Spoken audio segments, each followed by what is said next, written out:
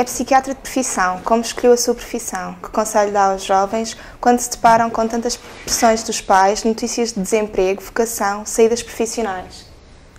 Bom, eu decidi ser psiquiatra por influência de uma professora do Liceu Pedro Nunes, Maria Luísa Guerra, que era professora de Psicologia e de Filosofia, que ainda está viva e com quem ainda hoje converso. Foi ela que me interessou pela Psicologia, depois os cursos de Psicologia. Nessa altura, estamos a falar dos anos 60, ainda estavam um pouco desenvolvidos em Portugal, e como tinha um pai médico, resolvi ir para a Psiquiatria.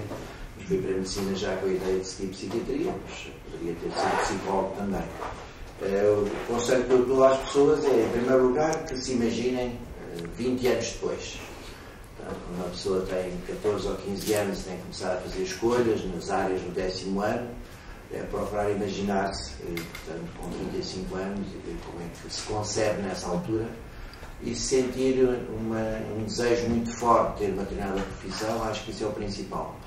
Acho que não se deve ir para outra coisa porque não há emprego, ou porque os pais discordam, ou porque as pessoas acham que não é bom. Acho que a própria pessoa é que tem que decidir. Acredito muito mais nisso do que em testes psicológicos ou em outra forma para saber o que é que a pessoa quer fazer. Depois, acho que é bom falar com muita gente.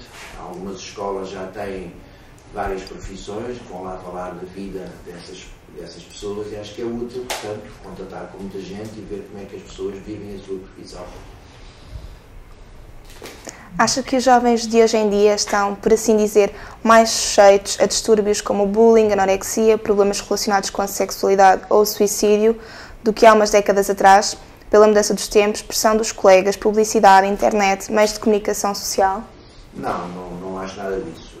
As doenças psiquiátricas têm uma prevalência semelhante. Portanto, a anorexia nervosa, ao contrário do que vem nos jornais, não tem aumentado. Continua a ser uma doença rara. Agora há mais casos de bulimia, mas as doenças de comportamento alimentar não têm aumentado significativamente. O mesmo para a esquizofrenia, o mesmo para a doença bipolar. Têm-se mantido estáveis. Há novos problemas e novas maneiras de encarar os problemas. Por exemplo, mesmo o fenómeno de bullying, que é agora muito falado, já existia antes. Agora tem novas formas, como o bullying através da internet, e é estudado de forma diferente, e se fala mais no assunto. Mas não acho que os jovens de hoje tenham mais problemas do que tinham há 20 ou 30 anos. Têm, pelo contrário, um maior conhecimento das situações, mais informação, e têm, muitas vezes, situações diferentes, mas não quer dizer que sejam mais graves. Também tem filhos. Como podem os pais ou os colegas perceber se algum aluno está a passar por um problema de distúrbio que possa requerer a ajuda de um profissional? Bom, a primeira coisa é a dificuldade que existe por parte dos adultos, é que muitos adultos não gostam de falar com gente nova. Pais, professores, há muitos adultos que dizem que se interessam muito pelos problemas da juventude, e isso não corresponde a uma prática. É um interesse teórico, porque para se perceber o que se passa com um jovem, uma criança, um adolescente, é preciso falar muitas vezes com ele, mais do que um adulto, porque o adulto tem mecanismos mais fáceis de dizer aquilo que se passa consigo próprio.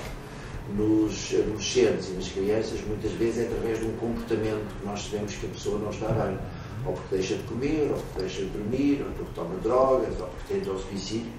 Portanto, é preciso estar muito atento aos sinais de alarme. Para estar muito atento aos sinais de alarme, é preciso ter capacidade de ouvir. E ouvir através daquilo que nós chamamos de escuta ativa, quer dizer, ouvir o jovem e ir fazendo algumas perguntas para clarificar as respostas. E, portanto, o que é fundamental perceber é se os comportamentos dos jovens são episódicos ou, pelo contrário, são persistentes. E um comportamento desadaptado persistente deve merecer a nossa atenção. Por exemplo, é perfeitamente possível que um jovem tenha uma negativa, se ele persistir em ter muitas negativas e reprovar, isso é um comportamento que deve chamar a nossa atenção. Se um jovem falar que se quer suicidar, é um sinal de alarme, mas precisamos a seguir ver se ele mantém essa ideia. Portanto, temos que ir acompanhando e falando muito e, sobretudo, ouvindo muito para percebermos o que é que está a passar. Isso às vezes os adultos não têm tempo, eu diria que às vezes também não têm grande capacidade de ouvir. Esse é um dos problemas da relação das pessoas mais velhas com as pessoas mais novas. O que acha da introdução da educação sexual nas escolas, tendo em conta que o que já se faz em algumas escolas pode dizer-se que Portugal está no bom caminho? Bom, essa é uma pergunta que eu sou suspeito, que eu tenho sido das pessoas em Portugal que mais têm lutado pela introdução da educação sexual nas escolas, particularmente a partir de 2005. Perdeu-se muito tempo. A proposta de educação sexual nas escolas começou antes do 25 de Abril, coisa que as pessoas não sabem. Em 1973 houve as primeiras tentativas para introduzir a educação sexual na escola, depois em 84 foi considerado que devia existir em todas as escolas, e ainda em 2010 ainda não a temos em todas as escolas. De qualquer forma, nos últimos 5 anos têm sido dados avanços muito significativos, porque neste momento já temos programa, já temos metodologia, já temos professores coordenadores de saúde em todas as escolas e temos uma lei de educação sexual. Portanto, estamos agora a trilhar um caminho que eu penso que não se vai desta vez voltar para trás, porque já há muita coisa nova, muita coisa organizada sobre a educação sexual integrada na área de educação para a saúde. Eu não acho que vai haver uma disciplina de educação sexual, porque já há muitas disciplinas, já há demais.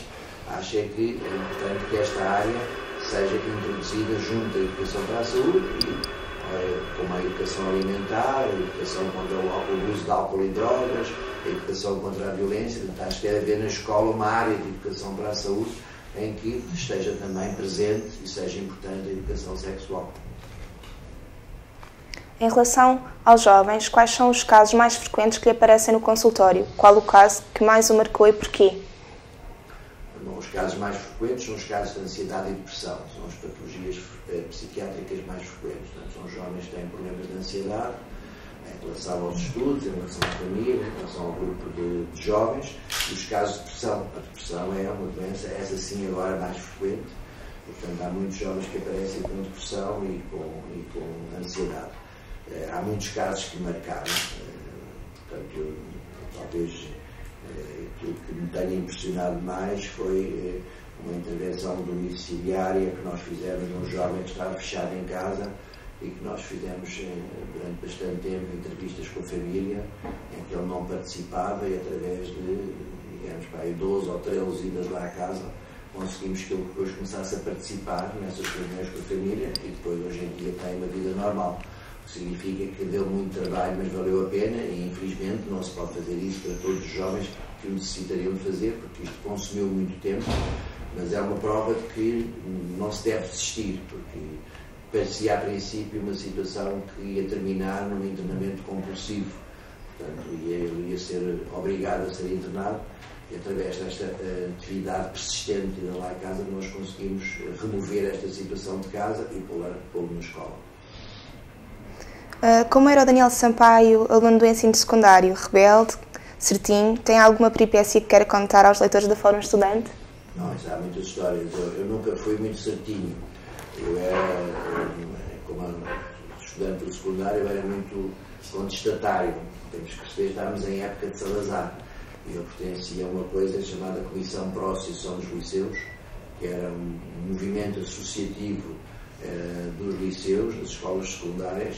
Não era permitido que os estudantes se reunissem, e a Comissão para a Associação era considerada uma estrutura comunista, porque tudo que era contra o regime era considerado comunista. Então eu integrei essa Comissão para a Associação e fiz várias iniciativas, fiz conferências, fiz reuniões, e portanto essa foi uma característica da minha participação no Liceu Pedro Nunes, que era aliás um liceu de elite na altura, onde fui aluno dessa professora Maria Luísa Guerra, que eu falei há bocado, e de outros professores muito bons. Portanto, era um liceu de elite, porque havia as escolas industriais e comerciais, e eram os meninos com mais posses que iam para o Liceu Pedro Nunes. Portanto, era um liceu muito bom, mas era um liceu que existia num regime autoritário. Portanto, nós não tínhamos a possibilidade de nos associarmos para fazer rigorosamente nada. Portanto, essa época foi muito de escrever comunicados, fazer textos, tentar fazer conferências, tentar fazer um jornal, e guardo muito boas recordações dessa época, porque apesar de ser proibido, tivemos muitos professores que nos apoiaram nessas iniciativas, e portanto também aí foi mais uma vez um exemplo de que vale a pena lutar pelas coisas. Obrigada.